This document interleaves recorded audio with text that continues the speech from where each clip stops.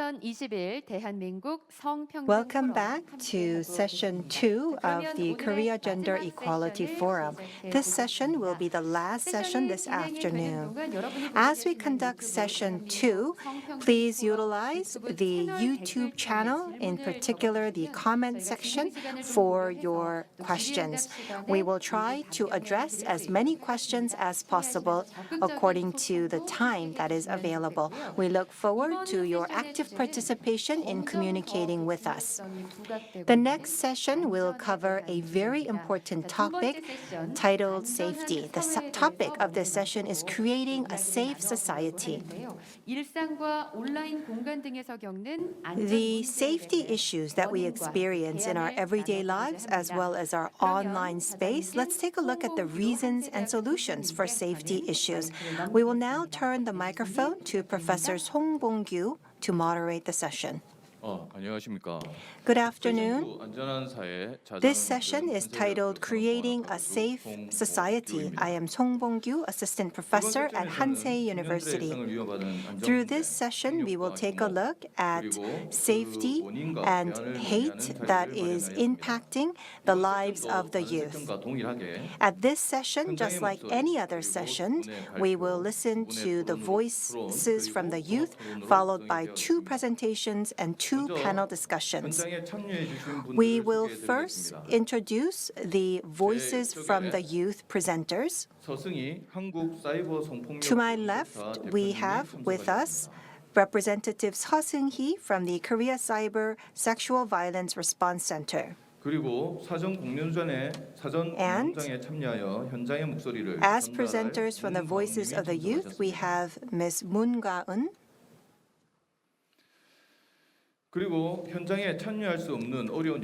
And we also have online participants who have joined us today. Let me introduce our online participants. We have with us Executive Director Linda Wong, Association Concerning Sexual Violence Against Women from Hong Kong. We also have with us journalist Park Jong-hoon of Oh My News. And along with Ms. Moon Ga-eun, we also have with us Mr. Lim Jae-hwan, who will participate as a presenter for the Voices from the Youth.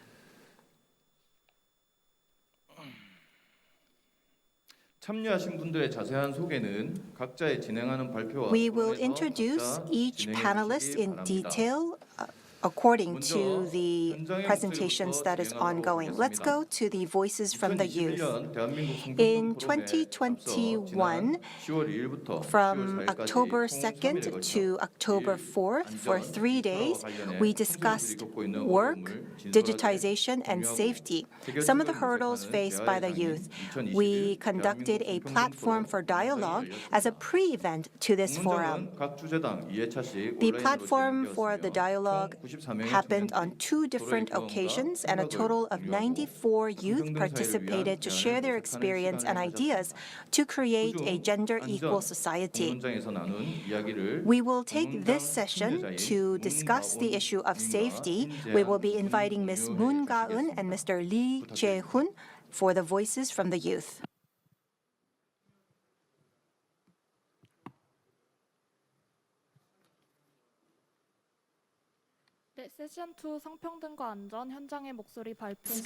I would like to begin the voices from the youth for this part of the session on creating a safer society.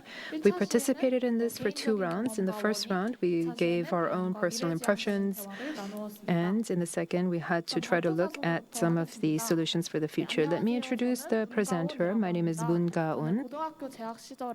While in high school, I tried to raise awareness of gender violence and gender-based violence in the schools, so I started a committee within the high school where I worked with students and also teachers to try to provide gender equality education and training. And currently, I am engaged in artistic practice based on feminism and my autobiographical stories. Hello, I am an activist artist. My name is Lim Jae-hwan. As a man, the Korean society compels me to serve in the military, and so I would like to participate in this voices from the youth with that mindset in mind. So I'd like to now tell you about the content of our platform. We talked about the social issues that were in contemporary society regarding safety. There was a lot of comments on one-person households of women, date rape and stalking, some kind of gender-based violence, sexual violence. And in the online sphere, some digital gender violence, deep fakes, Telegram issues, and also the feminism backlash in the online realm. In the universities, there are many people calling for the abolition of female student body presidents and also the abolition of the Ministry of Gender Equality and Family, that's exclusion of LGBTQs in the military. And in the schools, there's also school Me Too and school violence that is still ongoing. Lots of issues in the military as well, such as exclusion of LGBTQ, sexual violence, abuse, and the fact that the military itself as an entity is providing a lot of pressure, placing a lot of pressure on the men. There are different causes and alternatives to the issues that Kaon has raised, and I'd like to talk about that. There are 5 different causes or types of causes that we can look at. So there are many people who, the victims, have a sense of fear, and because of that, they have trouble raising their voices and sharing their stories. Many people say that there is this tendency of male or female superiority. We have to look at ourselves to see whether we are not guilty of sexual discrimination. And so we have to continuously stay interested in this issue. And also the press and the media, they have use media articles that try to engage in more violence and try to pit men against women. And so we need to try to look at accurate messaging from the press and the media. There needs to be more education and training regarding gender identity and situational awareness. And even if this kind of education is offered, it's not enough, and it's about survival of the fittest. All the constituents in our society have to have education on gender equality, gender discrimination, violence. That this is something that should be offered to all of society, such as Title IX in the United States. There's also a lack of platforms for discussion in our society. We have a wrong approach, thinking that the other opinions are wrong instead of being different. So we have to have a bottom-up kind of approach and an open kind of discussion platform. Because of the gender that we're born into, there is this national system that obliges us to do certain things, and there is a lack of a prevention system for sexual harassment and sexual violence. We have to have a system that is genderless, that is without prejudice and discrimination, and that is completely fair. Many civic organizations have said that there needs to be a support system for victims. Although the support systems are there in fragmented fashion, that this should be done by the state when there are complaints raised by the victims. Lastly, there is insufficient punishment, legal punishment for the perpetrators, and insufficient judicial system in place against gender-based unfairness and discrimination. There needs to be stronger punishments and better and easier access to education. Next, I'd like to talk about the connection between this and gender equal society. Many people participated in the platform said that a society begins with me, but then it expands to you and the community as a whole. All of the participants have said that in looking into the challenges within ourselves, we're able to see social challenges and systemic challenges. And this kind of insight can allow us to also understand the challenges that other people are going through. Therefore, our identities and the existing rights and authorities are not something that we should be focusing on, but we have to focus beyond ourselves. And also, we have to look at these not as issues, but as problems. Instead of trying to come up with sensational issues, we have to look at these issues and concerns as problems to be solved. And thirdly, everyone has to be able to live in completely safe world, free of concern. In our world, gender inequality is making it difficult and unsafe for many of us, so we need to have systemic and society-wide change to try to make sure that everyone would feel safe just by being who they are. Lastly, I would like to add to that to try to say that we all want to hope for a future we are free from prejudice and discrimination, so that we no longer have to worry about this, that we can listen and respect and honor other people's voices and their positions, that we can go beyond other contexts and backgrounds such as age, gender, our academic background, or where we're from, but everywhere we are and who we are, we can all engage in open dialogue and communication with one another.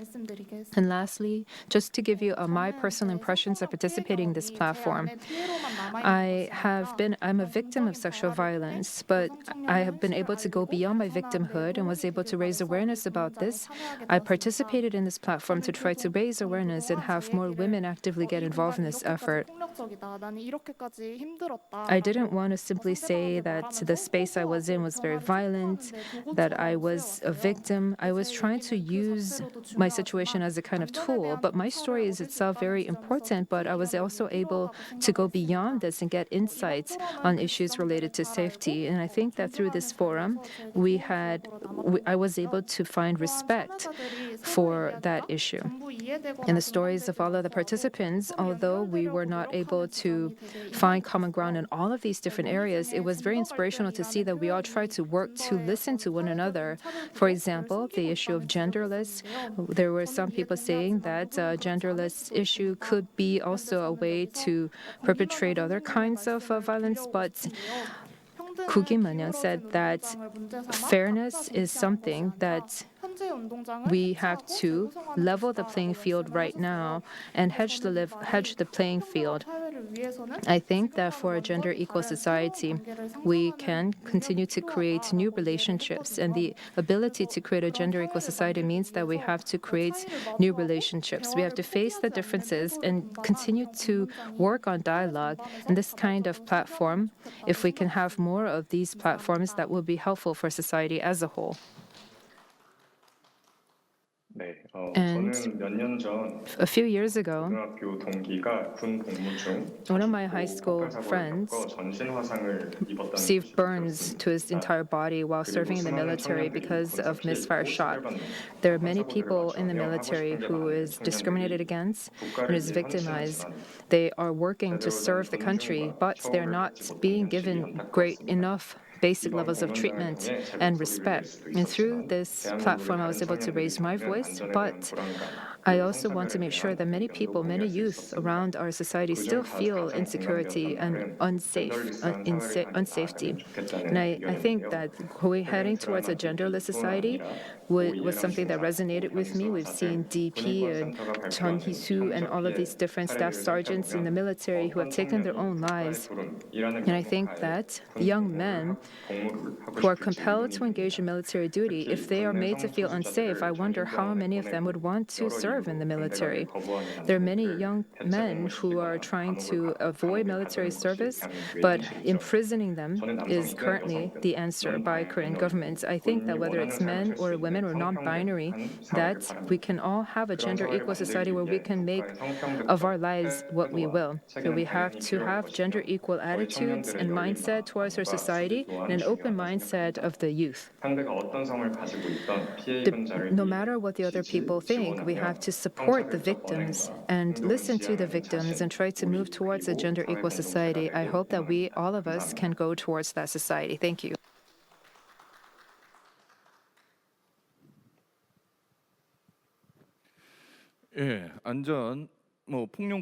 Thank you very much for sharing with us the comments from the voices of the youth.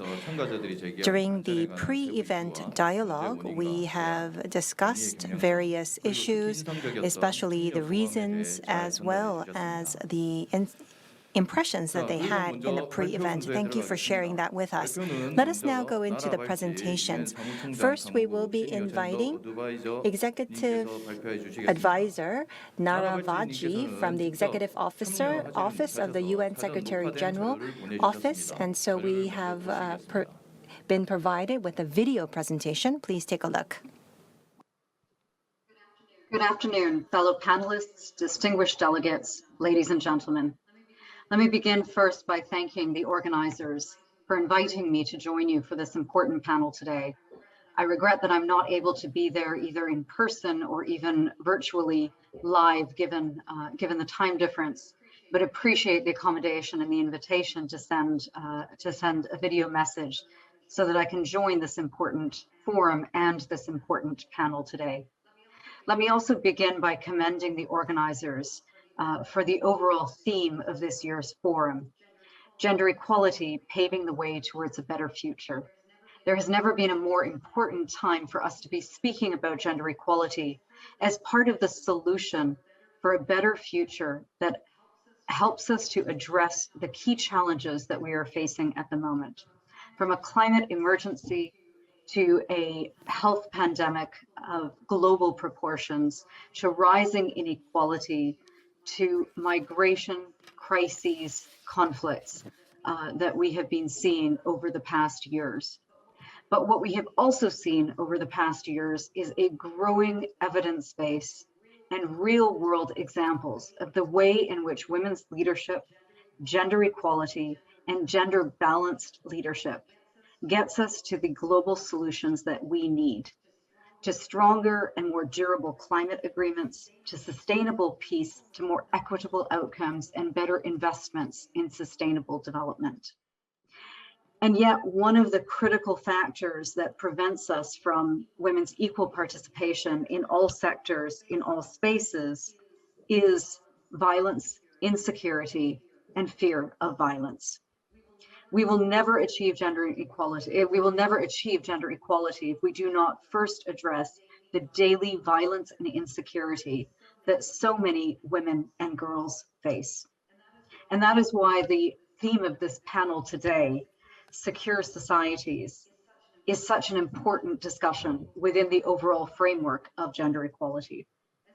As we all know, in the past 18 months, alongside the global pandemic of COVID-19, we have seen an alarming increase in violence against women and girls in all forms and in every region in the world, from child marriage to trafficking, sexual exploitation, domestic violence to online violence. I understand that in Korea that the scourge of online violence, digital sex crimes, has been particularly horrific, not just in the past year and a half as we have moved our lives online, but increasingly over the past decade. Digital sex crimes are crimes that pervade women's daily lives, that make them fearful of the most basic actions within public life, to even go into public toilets, to be in public spaces. And this pervades daily life as well as pushes women out of political spaces. And this then has a self-reinforcing cycle of pushing women out of leadership positions and equal participation in society, in addition to being a horrific violation of their basic human rights. The fact that violence has increased in every society, in every corner of the globe in the past 18 months, however, tells us that this is not specific to a certain context. It is not localized, it is not contextualized. Whilst the forms of violence and the nature that they take may be localized, the fact that violence itself has increased over the past 18 months from already pre-pandemic high levels of violence tells us that there is something that is shared across all societies that is driving the experience of fear and violence that half of society lives with. And that is, of course, gender inequality. There is no society in the world that has achieved gender equality. And this inequality gets exacerbated during times of crisis. It is an attitude and a belief that women are somehow lesser than, and it allows and enables the responses of violence and exploitation that then ensue. But this also goes hand in hand with the normalization of violence in societies, and violence as an acceptable form of conflict resolution and an acceptable form of interaction, in particular with women and girls. And what we have seen in the past decades, and this is foundational to the Women, Peace and Security agenda that was initiated by Security Council Resolution 1325 21 years ago, is the fact that violence cannot be siloed. Violence in the home spills over into impacts in the community, in society as a whole. It makes countries more likely to experience conflict as well. So the relationship between personal, public, political violence is well established at this point. And so we need to approach violence reduction alongside addressing gender equality simultaneously. In the past 18 months, we have spoken a lot about the increase in violence that we have been seeing, but I want to speak a little bit about hope, a model that we have seen that works to reduce violence, to address root causes, and to drive us towards that goal within the Sustainable Development Goals of eliminating all forms of violence against women and girls. And that model is the Spotlight Initiative. It is a partnership of the United Nations, initiated by the European Union with seed funding of 500 million euros. In the past 4 years, we have established programs in 25 countries in 5 regions. These are comprehensive programs that are built from the ground up, that are localized and contextualized. However, they are built behind a comprehensive theory of change that addresses the elements that are needed to address violence in all of its forms in any society.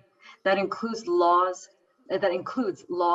institutional reform, services, prevention, data, and building a sustainable women's movement.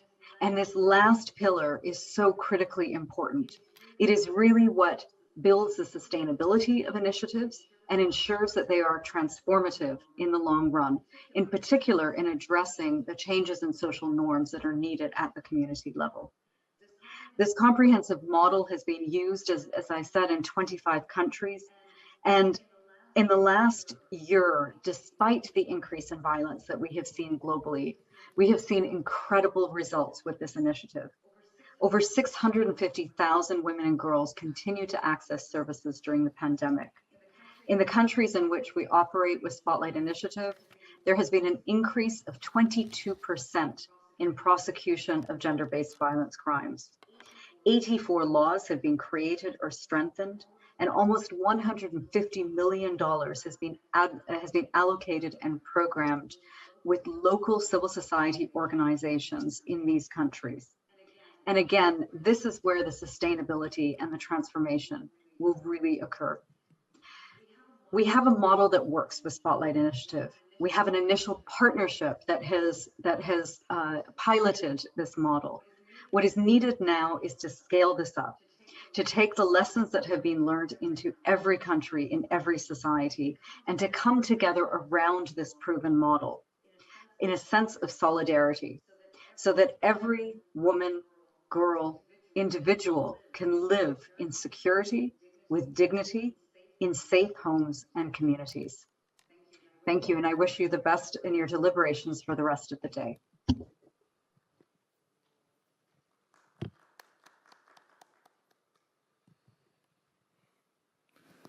예, 나라 발제 유엔 사무총장 We have just heard from Senior Gender Advisor Nara Valji, and she talked about her proven model through Spotlight Initiative. 다음 발표는 Our next presentation will be given by Seo Seung-hee, the head of the Korea Cyber Sexual Violence Response Center. 네, 안녕하십니까? Hello. 사이버 성폭력 대응센터 I'm from the Korea Cyber Sexual Violence 저희 Response Center. My name is Seo 단체는 Seung-hee. 청년 여성들이 모여서 사이버 성폭력에 대해서 Women in their 20 and 30 generations have come together to try to ask for legal and institutional improvements and do issue fighting or advocacy for different sexual violence and online. So when we are asked to give presentations, we typically talk about cyber sexual violence. But today I want to talk about the unbearable exhaustion of being that many young generation members feel. This is not necessarily relevant for just young females, but also of all of us. 한국은 지난해에도 Last year, again, Korea became the #1 country in OECD in terms of suicides. 그중에서도 두드러지는 Of 증가세를 these, 보이는 연령대가 We're seeing a 있었는데요. high, sharp increase in the age group of young people. 20대는 35%. In fact, for teens, we see an increase of 28.5%, and for 20s, we saw an increase of 35.3% since 2015. So we were able to see that this is a young generation that for the first time since the financial crisis is less well off than their parents' generation. With the increase in suicides, we saw more increase of young women. For men, it's about 19%, whereas for women, we saw an increase of about 64%. With this increase in young females committing suicide, we saw the highest, sharpest market increase in women in their 20s. When we provide support to victims over the last year and a half and 2 years, we're able to see that many victims ask for help and support regarding thoughts of suicide and feelings of suicide. We have to wonder whether the young generation today have a place where they can reside in comfort and safety. Right now in Korea, one-person households take up 40% of all households. It's the highest percentage. And in Korea, in Seoul in particular, the first one-person households when who are in the youth take up about 33%, which is quite high, and of that, about 41% is of the youth generation. However, their apartments are quite small. So for one-person, single-person households of the youth, they live in 8.4 pyong apartments. And in fact, if we take out the upper high-income personnel, it would be smaller than 8.4 pyong. Of the office-style apartments in Seoul, many of them, or in fact 42.1%, are micro-small office-style apartments that are smaller than 6 pyong or 20 square meters. So this is the kind of housing stock that we see in Korea and in Seoul. These small apartments cannot be safe. Over the last 5 years, we're able to see an increase of 61.6% in home infiltration crimes, especially against women. And we also see illegal video camera shooting and photography of women, especially women who live alone. I wanted to ask, what is it that causes us so much exhaustion and fatigue? We can think about 3 elements in particular. The first is that we are exposed so much, and secondly, we have so much exclusion and isolation in our lives. And lastly, there is a sense of hopelessness in our lives. We have this exhaustion on exposure and isolation, and I think that there are 2 sides of the same coin, because the existing generation has created this patriarchal system and this existing culture. When we are exposed to this existing culture, the youth generation engages in a kind of outlash, because outside of this mainstream, they feel like an other, and they feel that they are an object of diagnosis and defining. When it comes to work and employment, which is a very important part of our lives, the young generation have to feel like they have to be constantly exposed to having all of these achievements and making their CVs longer. And they feel that they are constantly overworked. They don't find joy in their work. Next, there is this exhaustion that we feel from violence and hatred against women, or these hate speech that is unfiltered, or the backlash against feminism. Because we are consistently exposed to this violence and hatred, we feel a sense of anger, and this leads to hopelessness and a sense of helplessness as well. But because there is no authority for the youth generation, they also feel like they are not agents for change out of the situation. So that means they feel even more fatigue. And lastly, there is the relationship factor, because in SNS or social media, you have to continue to feel that you have to engage in relationships with other people, and this can be very exhausting. But even with these relationships in the big cities, you feel isolated from the relationships. You feel disconnected. 여성들이 이제 분노하기도 For 지쳤다고 women, they 이야기하는 feel that they are 촬영물을 이용한 exhausted even to become 사이버 angry because 성폭력도 with cyber 노출과 sexual violence, 소외, especially 희망 with 없음의 illegal 요소들을 photography, 꼽아볼 수 this is 있겠습니다. also relevant when it comes to 자신의 exposure, 신체 isolation, and 이미지가 hopelessness because if 반복적으로 your 타자에게 body 노출되는 is continuing to be 그런 exposed to other 폭력이 people, 있고요. that's 또 a sense of 이미지가 violence. 유통되고 And when these 이동하면서 images are 자신의 circulated and 폭력 distributed to 경험으로부터 others and 소외되는 consumed by 그런 others, you 경험을 하게 feel 됩니다. isolated from your own 마지막으로 agency. 계속돼서 And lastly, 반복될 것이라는 you 끝나지 feel 않을 that this is going to 것이라는 특성이 continue 만드는 on forever and 폭력성입니다. over, and that also leads you to a sense of hopelessness. 그렇다면 이렇게 수많은 피로감을 Can we 만들어내는 recover 요소들, from all of these 우리를 different elements that cause so much fatigue in our lives? There are so many elements that cause exhaustion, but how can we recover from this situation? First of all, we have to come up with specific alternatives to try to create some sort of psychological well-being deep within ourselves.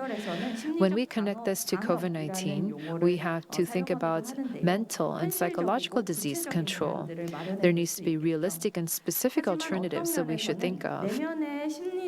But this inner well-being, calling for inner well-being can sound like an empty call, which is why we also have to engage in collective political action to come up with structural alternatives, because we always say that what is real and what is a reality is not correct.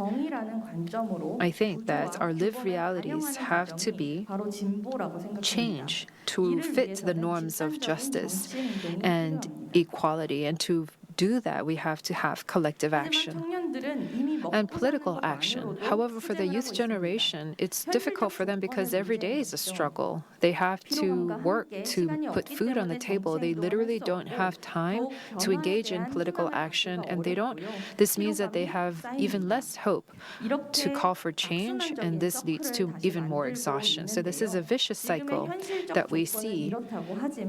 This is the current conditions of our realities, but we have to try to go towards the political civic mindedness. There are these voices that come from our own experiences, and a kind of liberated solidarity that guarantees difference and diversity. We have to search for a kind of solidarity that contributes to our lives. We have to become political agents for change and try to create change in the society. And if we can experience that utility, then perhaps we can recover from the sense of exhaustion. Lastly, I want to ask, what should authority and those in power do right now? We shouldn't place the youth in the periphery and see them as the other and try to diagnose them or define their actions.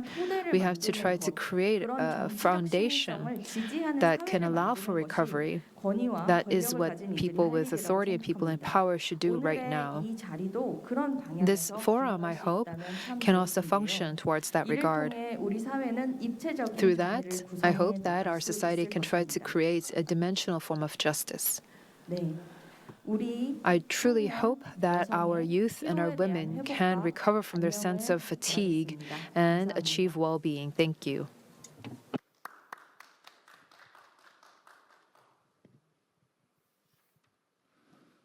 Yes, that was Seo Seung-hee, the representative and head of Korea Cyber Sexual Violence Response Center. It talks about the unbearable exhaustion of being, talk about hatred, violence, suicide rates, especially of one-person, single-person households, and different alternatives to recovery.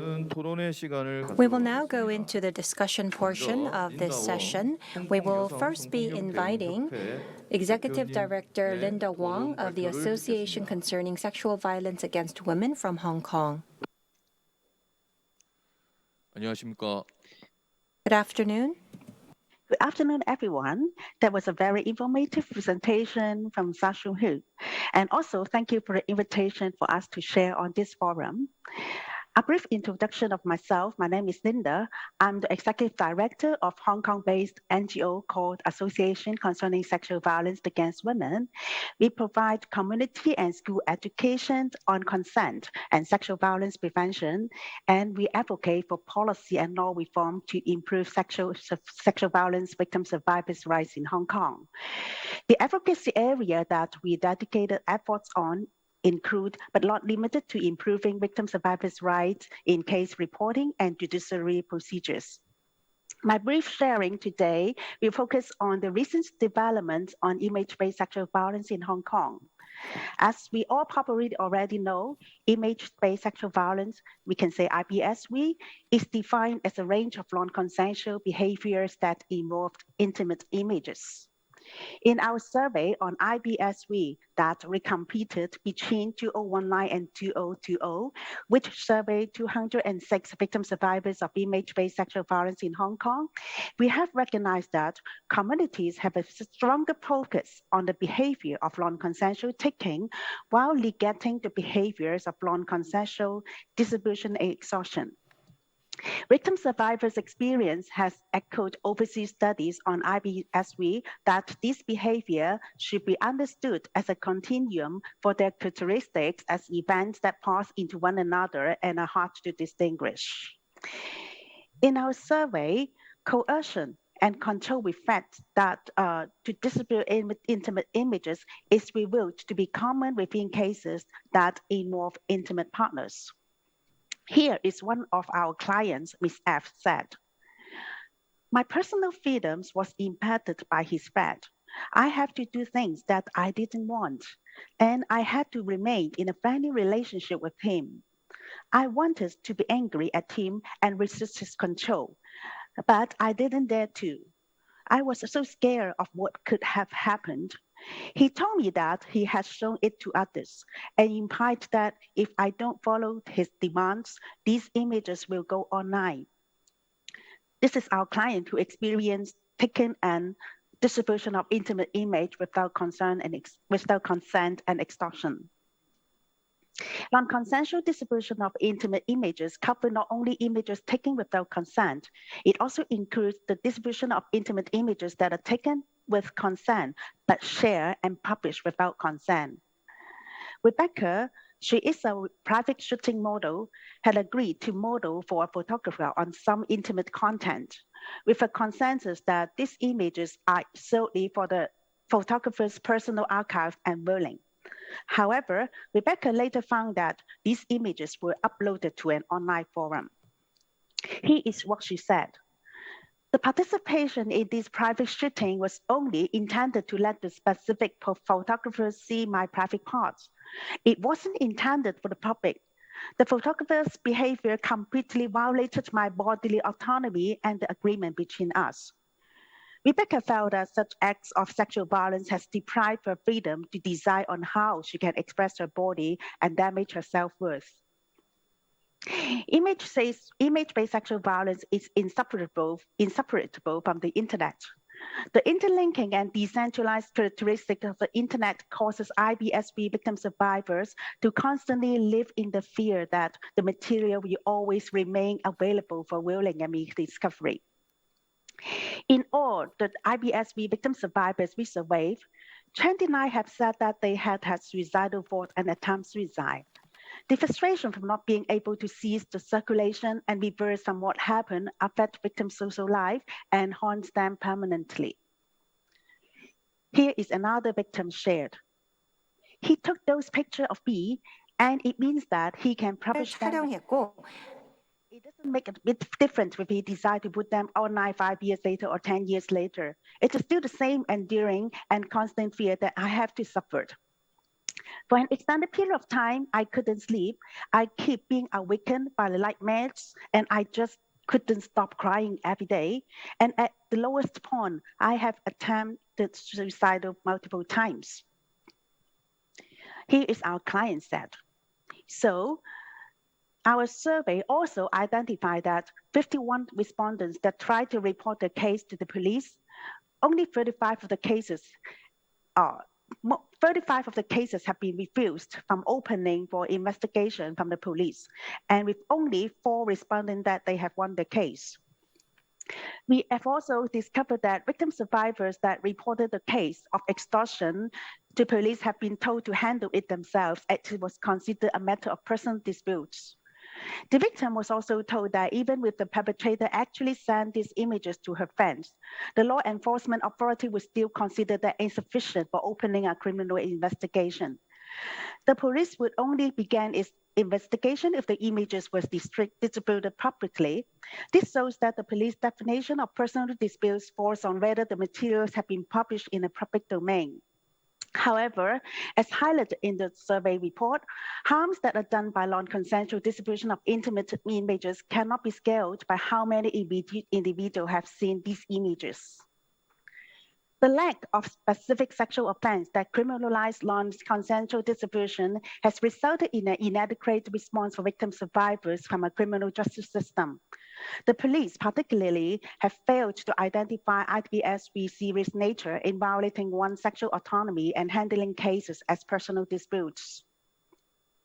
Further, to discourage victim survivors' confidence in reporting, a year before our report release, Hong Kong Court of Final Appeal ruled that an offense called access to computer with criminal or dishonest intent, which was often used to prosecute upskirting and ambiguously, some form of IPSV behavior should not be used to prosecute if the defendant is using their own computer or device.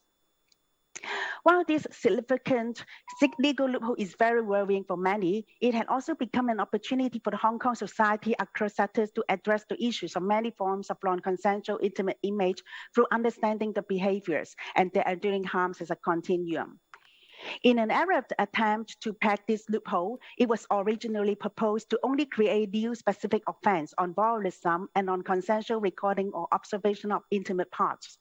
This response failed to address the harm caused by non-consensual sharing and fast to share, and sparked many survivors and advocacy groups to seek for expanding the coverage.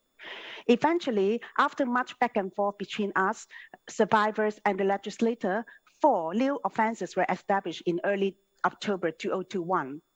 This is the offense of voyeurism, which tackles superstitious observation and recording of intimate acts. Unlawful recording or observation of intimate parts, targeted acts such as upscaling and downspousing. There are 2 offenses tackling sharing without consent and fast to share. The publication of images originating from commission of offense under section voyeurism and unlawful recording of observation of intimate parts, and publication or threatened publication of intimate images without consent, tackle acts of non-consensual distribution and fast to distribute, no matter consent was given or not for the recording of such intimate images. The distribution and threat to distribute offense also covers superimposed image to show one's intimate part or doing intimate act. For example, deepfake porn. The legislation also increased provision of disposal order, which empowers the court to order delete and removal of the involved image. We believe this new offense will be very useful in helping the public and frontline law enforcement officers to understand the irreversible harm done by the IPSV. The new law also shows that victim survivor experiences is recognized by criminal justice system, and this lays the foundation for enhancing reporting likelihood.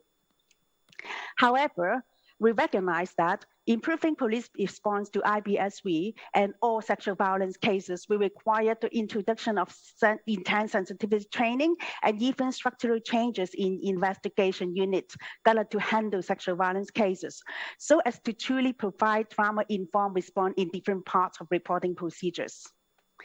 Regarding the new law, of course, we will monitor its implementation, as we know from overseas experience that often a perpetrator of similar IPSV offenses is acquitted due to the elements of intention in the crime, which can be very hard to prove. We also share a concern on whether the implementation and execution of the disposal order that is to be granted by the court will be timely in assisting victim survivors to cease the circulation of the involved non-consensual intimate images. That is a very brief update on the situation of image-based violence, sexual violence in Hong Kong. Thank you.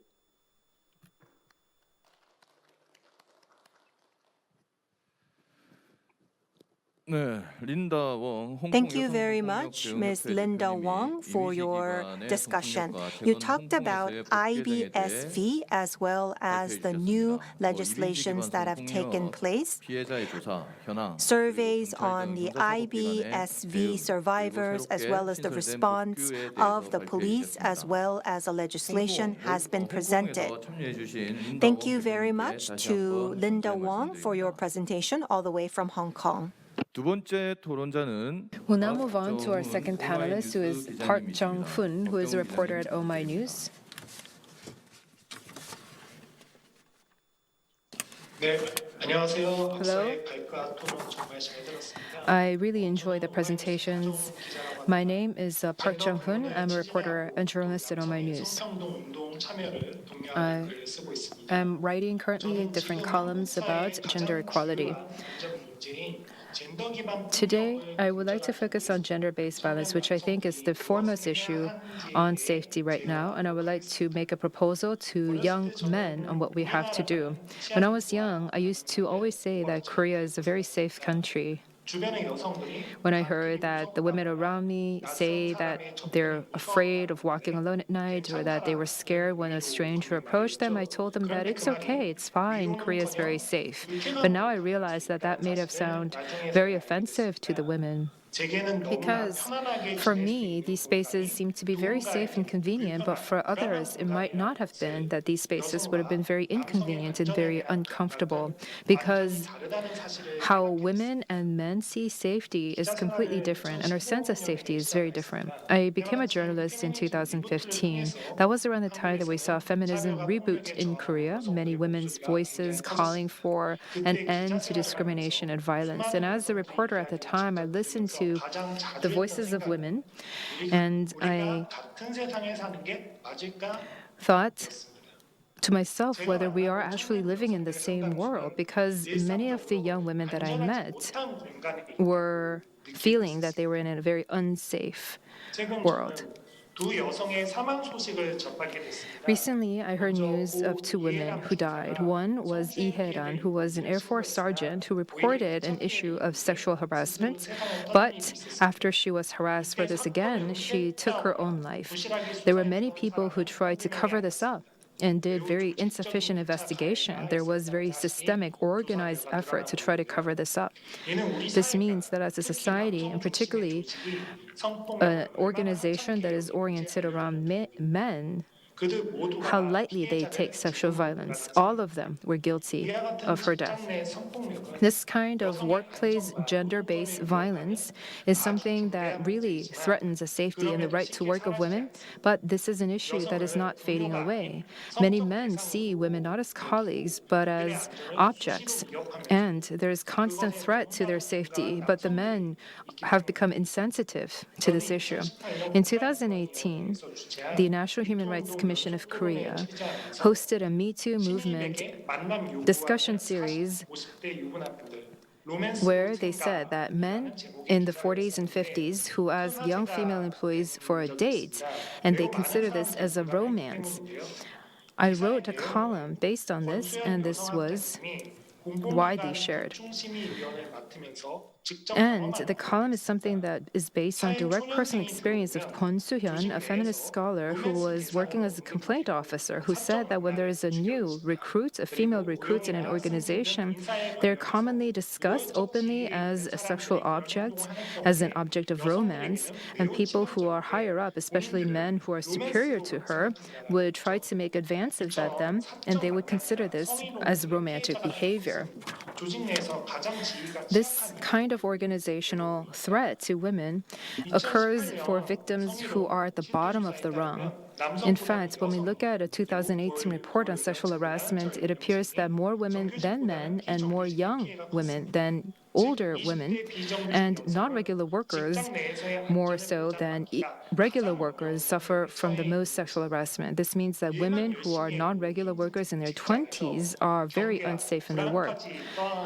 So even in a place where even by working hard they can barely get by, they're feeling insecure and unsafe. The other death occurred in August, when a young woman was literally beaten to death by her boyfriend. If we look at Korea women's phone calls, their status reports on women who are killed by intimate partners was 97 last year, and there were 131 women who were able to survive from attempted murder. If we look at the National Police Agency's data, last year, there were 138 women who died of murders. But if we consider that 97 women were killed by an intimate partner out of 138 deaths, this means that there is a high percentage of women who died from an intimate partner. 여자라서 죽었다는 This 말을 incident of femicide, or the women who are killed simply for being women, when we talk about femicide, many people say that this is a delusion. OMI News recently published a book called All I Did Was Ask to Break Up.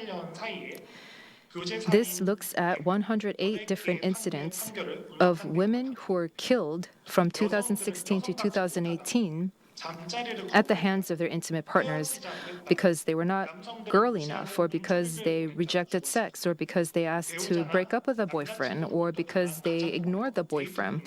They are instances of domestic violence, date rape, illegal filming, or gaslighting. And this is perpetrated at the hands of the most intimate partners. This is why women feel particularly unsafe. However, many men, when they look at these gender-based violence in the news, they consider this as having nothing to do with them, that is irrelevant to them. They consider these as crimes done by especially bad people. So if we just arrest that bad person and punish that bad person, then the issue will go away. But will the issue really go away? What men should really recognize is that these kinds of violent incidents that make women feel unsafe comes from a society that is not gender equal. Because in a patriarchy where we take sexual discrimination as granted, or where we consider that men should obviously rule over women, this means that women will continue to be objectified. Some people say that women are physically weaker, so that's why they're exposed to more violence, and it's natural that they feel more pain and unsafe, and so they think that this is a part of natural order of events. And so they say that men should take care of women better, or women should be more careful. But I think that methodology is wrong. It's completely wrong. If we look at the progress made by humanity, we have gone far away from war of all against all. We have to go towards a society where everyone is guaranteed safety. We cannot say that this is a natural order of events, or this is something that we should take for granted.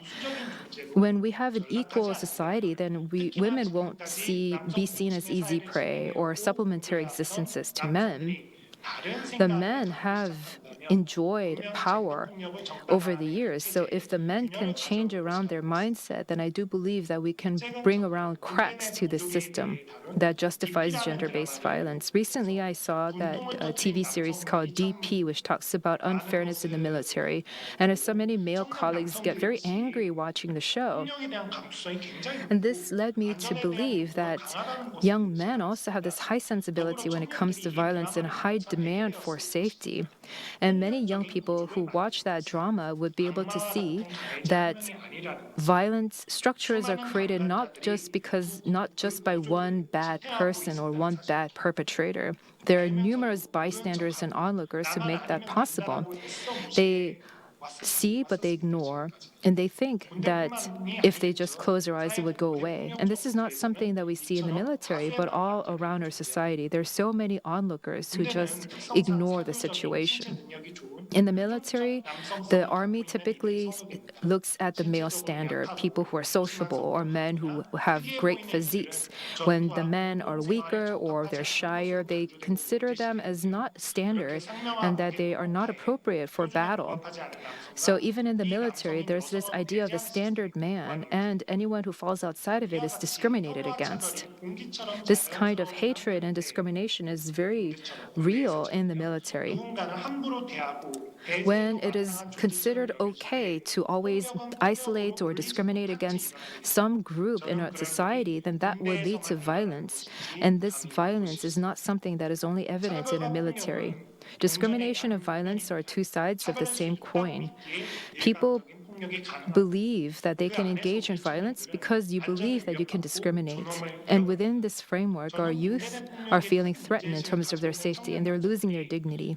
I think that this violence within the military would allow more men to really feel the effects of violence and safety and insecurity. I think we all know the answer to this. We have to go beyond this sexual discrimination and engage in solidarity to get beyond hatred for women. Thank you very much. 네, 박정훈 Thank you very much, Mr. Park Jung-hoon. He's a journalist at Oh My News who talked about what we should do, what the youth generation should do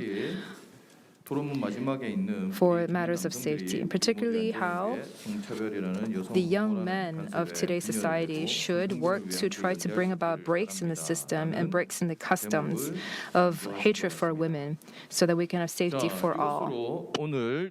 This brings us to the end of 2 presentations and 2 discussions. And now we would like to go into the wrap-up discussion portion of this session. During the discussion, we invite online participation in real time. And if you are to ask a question, please tell us to whom you are addressing the question. And as we wait for questions to be uploaded on our online platform, I would like to listen to the voice of the youth here today. The forum itself is about the youth. We have 2 participants who have delivered the voices of the youth for this session titled Creating a Safe Society. So if you could share with us your impressions of this session or anything else that you would like to add to your comments, maybe we can go to Ms. Moon Gaun first.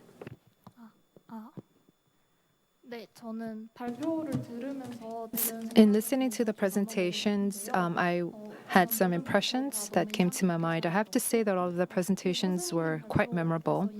And in Ms. Ho Seung-hee's presentation, I was able to see that the youth are exposed to all these violence and insecurity, but they are not agents for change. And so that is why they feel isolated and feel even more hopeless. And I think that that is quite memorable. The challenges that the youth are facing when it comes to violence and hatred, but there's also the fact that it's so difficult to find proper housing, or they have to compete to fill out their resumes or just put food on the table. It's very difficult for the youth.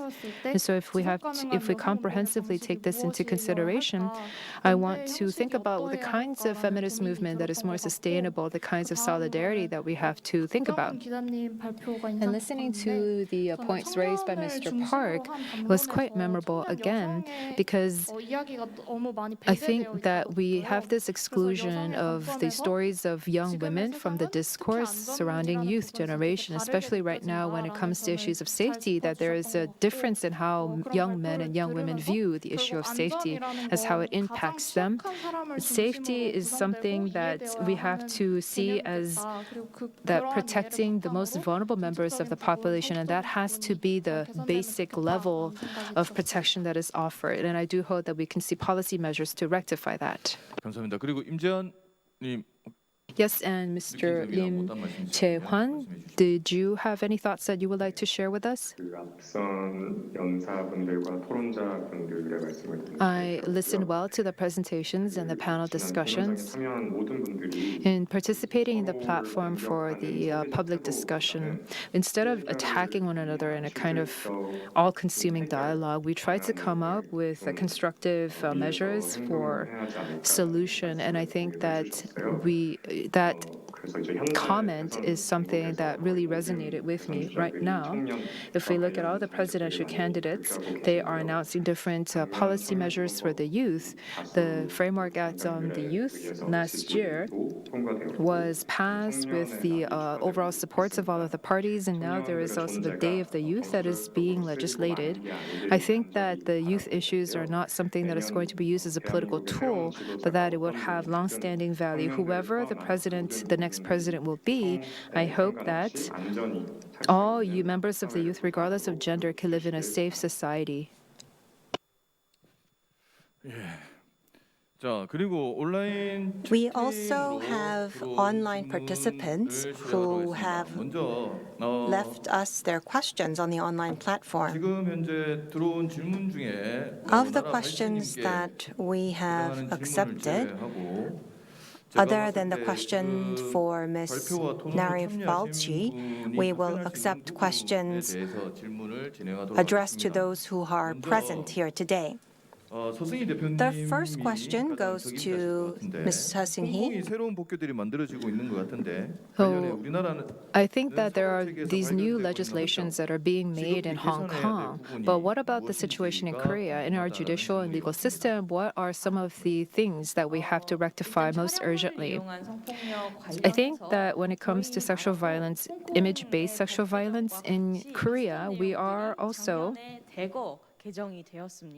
we have seen various amendments last year with the relevant laws. I would like to extend my congratulations to our Hong Kong colleague for the efforts that have been made towards the legal amendments recently. In Korea, with the Telegram, the sexual abuse incidents, we've had the Number N Room Prevention Act and the Act against on the prevention of sexual violence, the Act on ICT. Many of these relevant acts have been amended. And if I were to just focus on the Punishment Act, on Article 14, within that article having to do with cameras and image-based sexual violence, the provision was quite limited in scope in the past. So if you take the pictures or circulate or distribute for profit purposes, that was the only scope that could be eligible for punishment. But with the amendment, the number of years of imprisonment went up, and also anyone who consumes this image-based sexually violent photography or images or videos would be eligible for punishment, also punishment for synthetic merging or photoshopping, and also even for coercion and threats. So there's quite stronger legislation that we were able to see that they don't use expressions such as pornography, but the expression has been changed to sexual abuse artifacts. And so there were these amendments that were made. Of course, we still have some ways to go, but this image-based sexual violence, if the sexual violence images are something that can lead to feelings of embarrassment and lead to feelings of sexual desire for the perpetrator or lead to feelings of embarrassment by the victim, that was the condition for the penal punishment. But this is something that we have continuously called to be changed, which was not changed in the last amendment. So that is something that we still have to work on going forward. And for cyber sexual violence that does not use images, there are some areas that are in the gray area that goes unpunished because there is no legal standing for that. And this is something that many women in 2021 suffer today. So when there's online cyber violence, sexual violence that is not image-based, we still have to work on that because there is no legal precedent or laws to bring about punishment against the perpetrators. So that is something that we urgently have to rectify. 예, 그리고 두 번째 The second 질문은 question goes 세상의 to 범죄는 늘어나는데 addresses 공수를 how 떨어지고 있다는 게 there 무슨 is 얘기냐. more and more crimes, but the number of persecution is dropping. What does that mean? Let me explain that to you. 신고를 통해서 Well, crime 신고를 starts 통해서 with reporting, 수사기관에 들어가고 and then 수사기관에서 investigation 그 사건에 starts, 대해서 and then the 근거를 investigators 하게 되면 would 검찰에 persecute, 고소를 and 눌러서 then that would go 공판 to 재판을 the 넘어서 유죄를 prosecutors, which would go to the 근데 court, 범죄는 and then you 늘어나는데 would 신고된 be 범죄는 found guilty at 늘어나는데 the court. 공소율이 떨어진다는 것은 And 결국 so there's this 수사기관에서 total process, and 근거를 the fact that there is more 근거를 하는 crimes, 건수가 비율이 but 감소하고 있다는 that there 얘기입니다. is less persecution, it means there are different reasons for this. For example, not enough police manpower or 어쨌든 근거율이 a 떨어진다는 sharp 것은 increase in the cyber environment, or 근거 it 건수가 감소한다는 얘기입니다. translates into the fact that there are insufficiencies in this pipeline. 혹시 다른 분의 지금 현재 Well, 질문이 없기 때문에 there are no 제가 other questions that 홍콩에 have come up on the 린다 웡 platform, so I would like 대표님께 to ask a 질문을 한 question 가지 to Ms. 드리겠습니다. Linda Wong from Hong Kong. 지금 발표하신 제목이 이미지 기반의 You talked about 성폭력입니다. image-based sexual violence. 근데 저희가 이미지 기반의 When we talk about 성폭력이라고 하면 image-based 한국에서는 sexual 외국에서 violence, 호주나 이런 국가에서는 well, I don't 사용하지만 know 우리 저희 if the term is 대한민국에서는 used in 잘 Australia, but that 아직까지 term 안 is not 쓰고 저희는 used in 뭐 Korea yet. 성식물 We say 또는 sexual 디지털 exploitation, 성범죄, 성폭력물, exploitation or 온라인 digital 성폭력이라는 단어를 사용합니다. sexual crime or 혹시 online 홍콩에서는 이미지 sexual 기반 violence. 성폭력이라는 In 단어를 Hong 사용하게 Kong, 된 is there 계기나 a 뭐 다른 turning 특별한 point 이유가 or 있었는지가 reason why you use the terminology image-based sexual violence?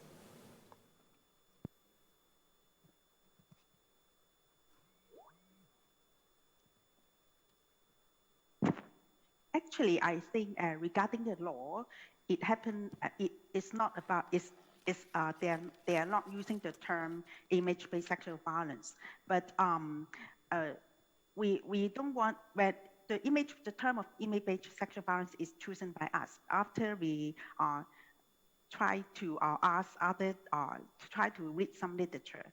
We noticed that overseas, like Taiwan region, they will use a revenge bond. But we think that this definition is not the definition, such as with some cases which they were not, maybe they will take the photos out of other reasons, out of fun, not necessarily covered this definition. So we think that for us, we want to use a broader definition. That is, if victim survivors, they were taken by somebody without consent and also cause harm to them, that will be an image-based sexual violence. I think this make us make a very broader definition for it. But actually, for the law, the legislation itself, it hasn't mentioned about image-based sexual violence, but they use another term. But we are so glad to, because we have been using this term for these 2 years. We try to do a lot of awareness education, and now the government or some legislative counselor, they also try to use this term of image-based sexual violence. So I think the term is started used by us rather than the government. But we successfully advocate for the public to understand this term during these 2 years of education.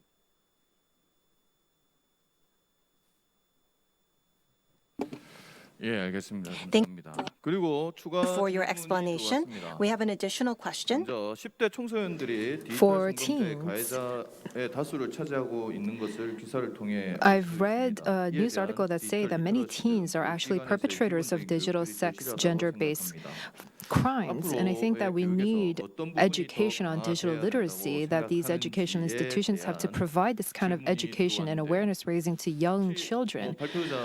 So how do you think we should go about that? Is there anyone in the panel who would like to answer to this? Maybe Mr. Park, Park Jung-hoon of Oh My News. Any training or educational opportunities that we should provide to teenagers? 10대들을 위한 저는 성평등 교육 자체를 I think that gender equality education is something that should be given to young children. I am of the belief that we have to provide that early on in childhood.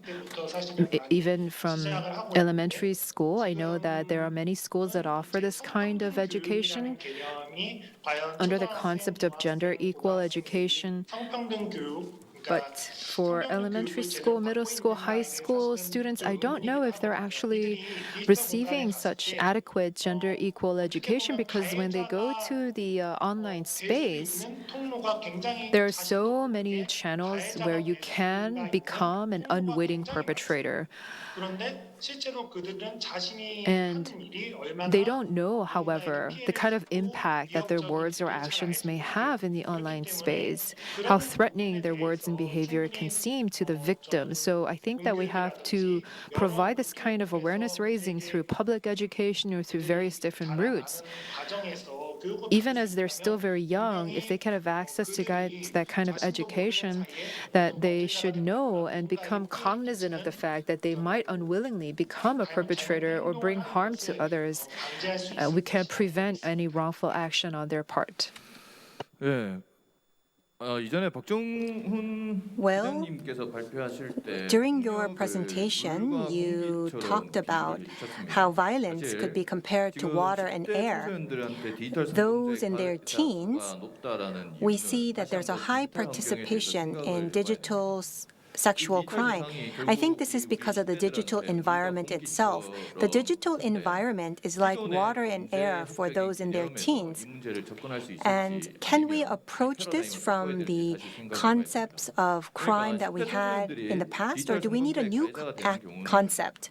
크게 보면 If we take a look at teenage criminals for digital sexual violence, it seems that the digital environment itself is contaminated, and they visit this contaminated platform, and they have different interests that are triggered within that environment. We also have voice phishing incidents that are ongoing, and it seems that many are suffering in becoming unwitting perpetrators, especially amongst the teens. So what we need for the teens is to teach them about the digital platform, about the issues on the digital platform, and also to teach them about privacy issues. And we also need to make sure that we prevent sexual predators from reaching the teens on the online platform. We have another question online. 여성 자살률이 심각합니다. So female suicide rates is quite serious. I think that there might be some support programs out there, but they're not well publicized. What are some of these support programs out there, outreach for women or young people who are thinking of suicide? Do you also have any insight on the support programs that are out there?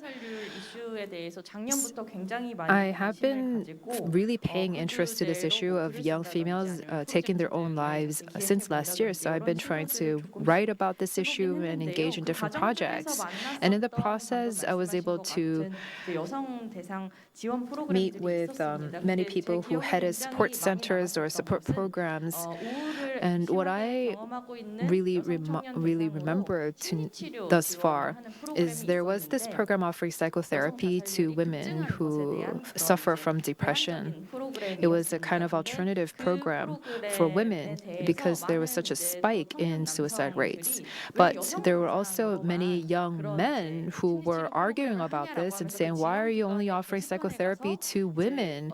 And so these young men would go to this online bulletin board or the online websites of this psychotherapy program and just attack them with vicious comments, and the psychotherapy program had to be shut down. And so that was quite unfortunate. I think that this session's theme itself explains how that we have to look at a more embracing perspective towards all youth, but we also try to, when there are issues that merit specific and sort of more specific and dimensional approach, we have to take that fact just into consideration and accept the fact and try to bring about more change. 예, 그리고 추가 질문입니다. We do have another additional question. If we take a look at Korea and Hong Kong, we see that amendments are being made, but we don't have strong enough punishment for sexual crimes. What are some ways to strengthen punishment against sexual crimes? Maybe we can maybe I can answer this question. 성범망이 처벌 저희는 Well, 기본적으로 성범죄나 다른 for 범죄에 대한 sexual 처벌이 violence 기본적으로 or sexual crimes, 선거의 엄중성을 따짐으로 we 형량의 강화는 이루어지고 있습니다. decide on 근데 우리의 the 정책이 주로 형량의 강화 punishment based on the given laws. If we take a look at what are some of the 더 중요한 문제는 shortcomings, 확실성입니다. we have to take a look 디지털 at 범죄를 저지르면 반드시 잡힌다. whether there is certainty in punishment rather than how heavy or light the punishment is.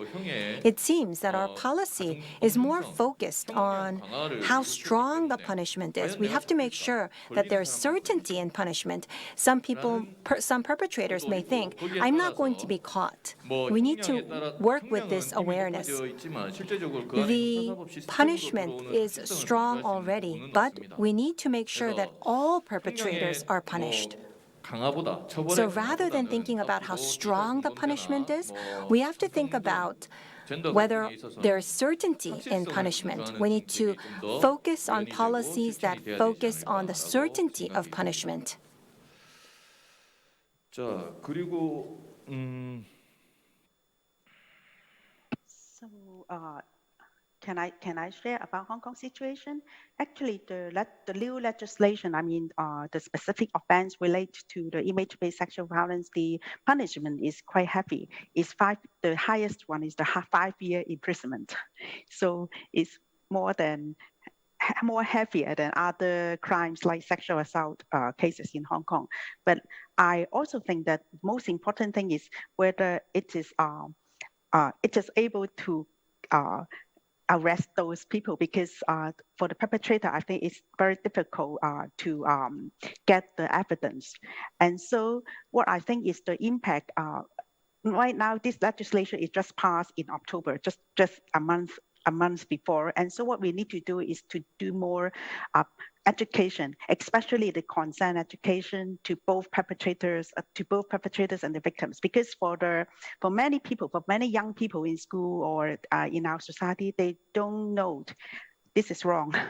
They only think that maybe they just circulate the photos or these intimate images out of fun or even many intentions. But I think the legislation, the impact is just to let them know that it is beyond heavy punishment. It is wrong to do so because it's without consent of others. So this is more important for us. But I think now in Hong Kong, the government haven't have more policy or resources putting on the education. And this is our second concern now we need to advocate for.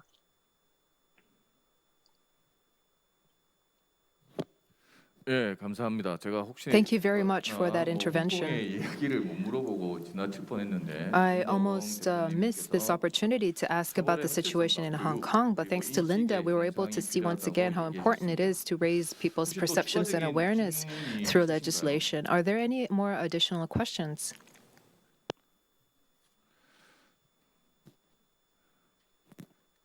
예, 추가적인 질문이 없으면 If there are no additional questions, I believe that we can conclude this discussion session. In this session, we talked about how there is discrimination, violence, hatred, sexual harassment, suicide, safety issues, and of the youth, and how we can rectify the situation. We shared our opinions. Thank you very much to all of our panelists. With that, we conclude this discussion round. Thank you very much to all of our panelists. And of course, I would like to thank Professor Song Bong-gyu for serving as moderator, as well as all of our presenters and panelists.